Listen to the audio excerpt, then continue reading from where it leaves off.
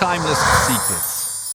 Atlantis Unearthed, witnessed by reincarnated soul eyes. In ancient civilizations, the lost city of Atlantis has always been a mysterious existence.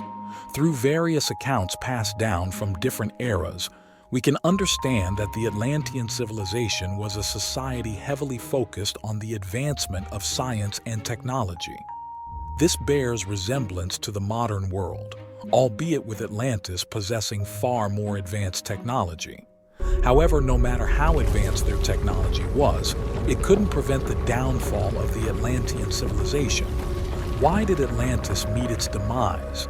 And is there a possibility for a different outcome in modern times? Perhaps we can find some inspiration in the past life story of Ingrid Bennett.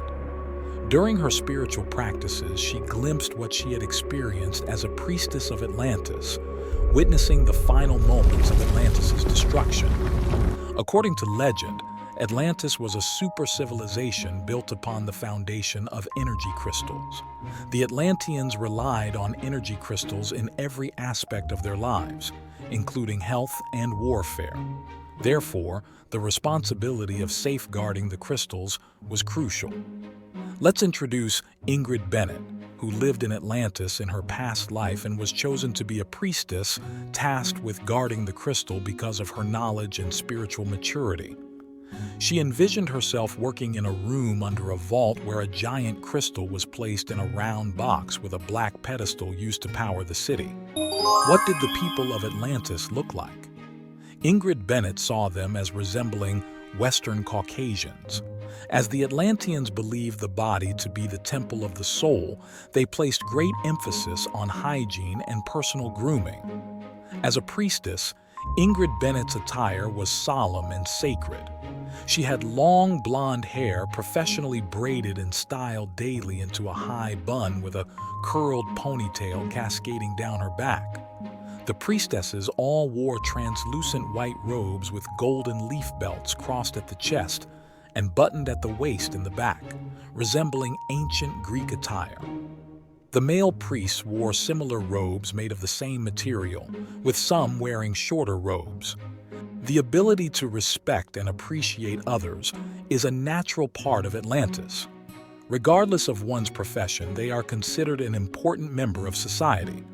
Most people work diligently with their hands. For example, those who cultivate vegetables, fruits, grains, and exotic plants may be herbalists, botanists, nutritionists, or food experts. Simultaneously, the people of Atlantis also pursue spiritual development, with wise individuals guiding them on the spiritual path. Some individuals with high spiritual attainment possess what we might consider today as special abilities, such as heart-to-heart communication. Ingrid Bennett, for instance, can communicate with animals. She often communicates with dolphins through telepathy and listens to their advice. Furthermore, Ingrid Bennett has the ability of teleportation. She simply closes her eyes, focuses her mind on her destination, and after a brief whoosh, she opens her eyes to find herself at her destination. The aircraft of Atlantis operates similarly to flying saucers. They take off and land in a circular motion powered by magnetic energy. Atlantis also boasts various types of automobiles, but their construction and driving principles differ from ours as they also utilize magnetic energy. Atlantis is a colossal civilization. How do its people communicate effectively despite being geographically distant? Ingrid Bennett explains that most information is received through telepathic communication by the wise. These wise ones have the ability to receive information similar to our modern satellite receiving stations. But the people of Atlantis harness the power of the mind rather than tools from the material world, and their accuracy is even higher. In fact, the energy crystals protected by Ingrid Bennett are also controlled by the power of the mind in a similar manner. Atlantis represents an advanced civilization where spiritual development and telepathic communication are commonplace. Through their respect for others and their harnessing of spiritual powers, They have created a society that thrives on cooperation, understanding, and harmony with the natural world. In Atlantis, people approach healing in a unique way when they fall ill.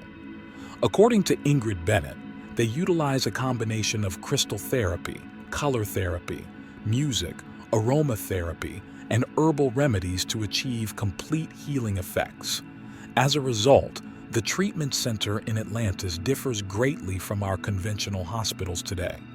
It's a place with multiple rooms, where upon entering, a color is assigned to you, guiding you to a specific room for treatment options. In the first room, a well-trained virtual assistant, knowledgeable in healthcare, determines the body's vibrational frequency. This information is then transmitted to another room where you lie on a granite slab while other assistants arrange suitable treatment methods for you. The next room is filled with healing music, and a special crystal is placed above you. Fragrant scents fill the room lightly, and a specific color emerges at the end of the room. Next, you meditate as instructed to allow healing energy to flow into your body. In this way, all senses are addressed. Color therapy heals your eyes, fragrances from herbs heal your nose, soothing music heals your ears, and pure water heals your mouth. After meditation, you sip from a long tube of purified water. The energy throughout the process is powerful, akin to a beam of light shining down upon you from above. All senses are satisfied by the end of the experience. Education in Atlantis is quite unique. Sound pronunciation, music, and spiritual teachings begin even while the fetus is in the womb. There are centers for nurturing children everywhere, where kids listen to music, stories about the vibrancy of colors, and positive thoughts and philosophies. They are taught to become sacred beings and encouraged to expand their minds while allowing their bodies to move together. How do they learn? According to Ingrid Bennett, the main emphasis is on listening and observing. People lie or sit in comfortable positions to keep their spines relaxed. Another method is meditation, where the eyes are covered with a blindfold that projects various colors. This visual education method is highly effective during meditation. When the body and mind are relaxed, knowledge flows directly into the brain's recording section. This is one of the most effective learning methods because it engages all nerves, preventing distraction. Wise men monitor and assess progress while guiding each individual child to discover and develop their special talents. This ensures that everyone has the opportunity to maximize their potential. Positive thinking and vibrational frequencies are central to the learning process, allowing the soul to reach its highest potential. The higher the vibrational frequency of the body and mind, the higher the vibrational frequency of the soul. This inward-outward approach also brings about a positive world. At first glance, one might think Atlantis was highly developed, orderly, and focused on spiritual cultivation, seeming like a prosperous civilization. How then could one claim its demise? Bennett suggests that in Atlantis, where she lived, extremely advanced technology allowed people to loosen their moral constraints and act recklessly. In the final days, relations between the two genders were quite casual. There were no marital bonds and one could marry as they pleased. There were no accusations regarding connections between humans and animals, and some even used technology to create hybrid creatures as companions.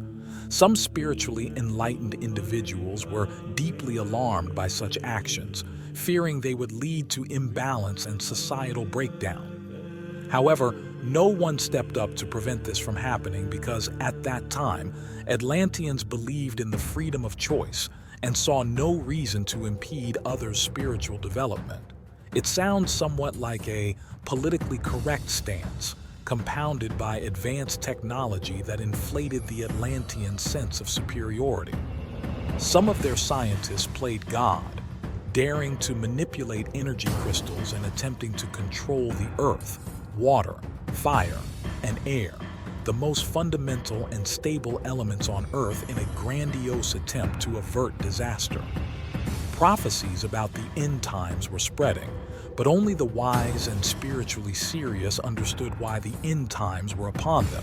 The spiritual dolphins seemed to sense something beforehand, and they communicated to Bennett that they would go to a safe place to care for the crystal caretakers until the right time for the crystals to reappear.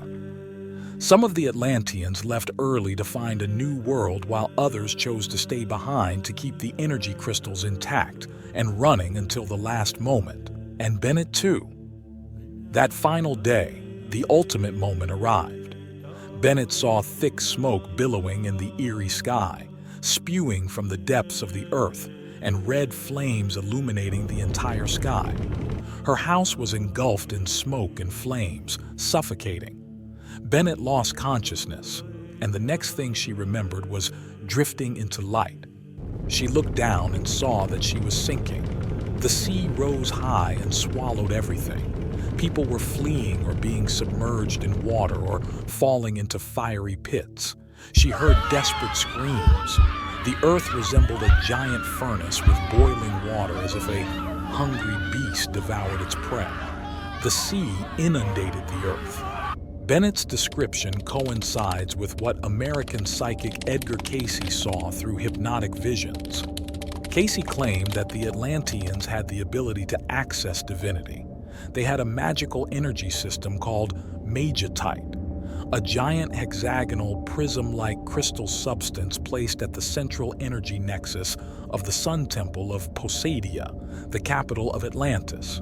Inside, above the magnetite stone, was a transparent vault that could absorb cosmic energy, focus, and enhance energy while radiating the world with powerful invisible light.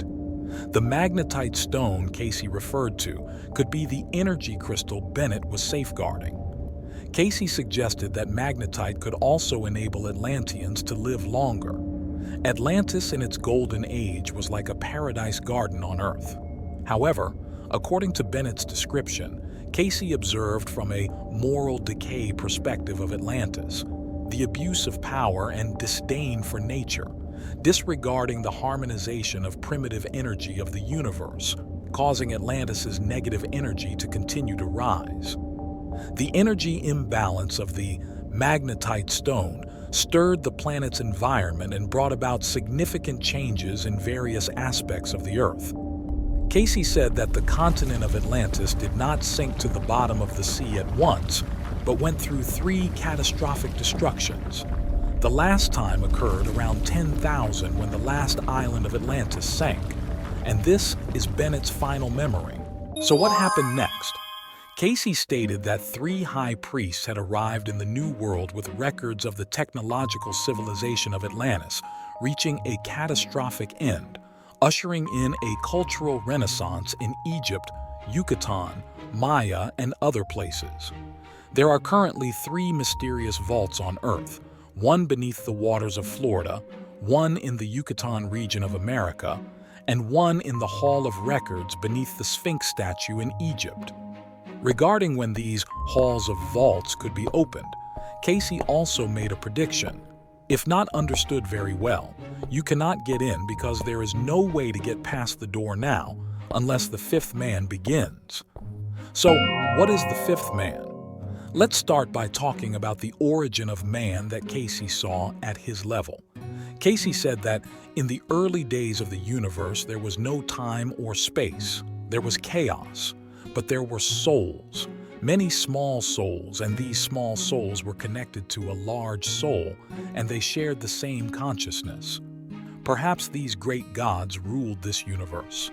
However, one day the consciousness of these small souls began to conflict with the master of the universe.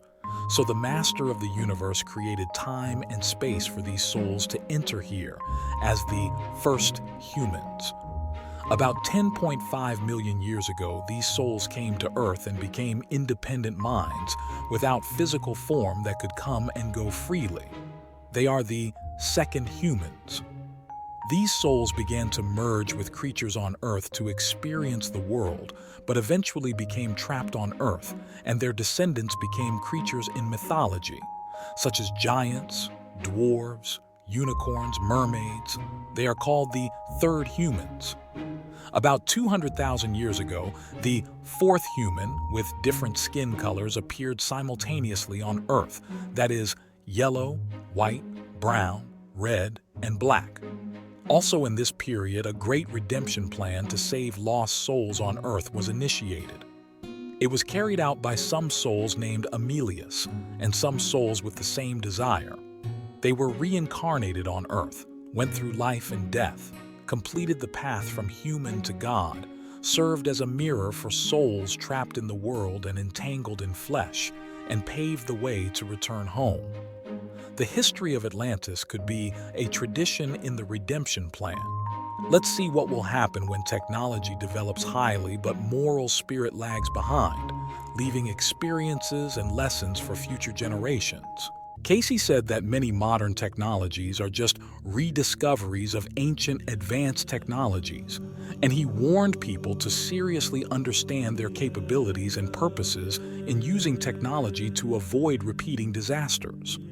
So when will the fifth human come about? Cayce did not specify, but it can be seen through his prophecy that the appearance of the fifth human is not due to humans focusing on material development and technological advancement, but the emergence of new beliefs. Perhaps then, humanity will enter a new era, namely becoming the fifth human, and the mysteries of history will slowly be revealed. Where are the offspring of the Atlantis civilization now? The descendants of the Atlantis civilization are now a subject of speculation rather than concrete knowledge. The similarities between the Inca and Egyptian cultures on opposite sides of the globe, separated by the vast Atlantic Ocean, reveal astonishing mysteries about the existence of a legendary continent submerged beneath the ocean floor in the Great Flood, the continent of Atlantis. According to historical records, it wasn't until 1498, when Columbus set foot in the Americas, that cultural exchange between this region and Europe, Africa, and Asia officially began on a large scale. Therefore, it is difficult to imagine two pre-Columbian civilizations flourishing on opposite hemispheres, separated by a vast Atlantic Ocean, yet holding remarkably similar artistic, architectural, mythological, and religious beliefs. The two civilizations in question are Egypt, flourishing along the Nile River in Africa, and the Inca, thriving in the Andes Mountains of South America. This is not merely a matter of pre-Columbian cultural exchange.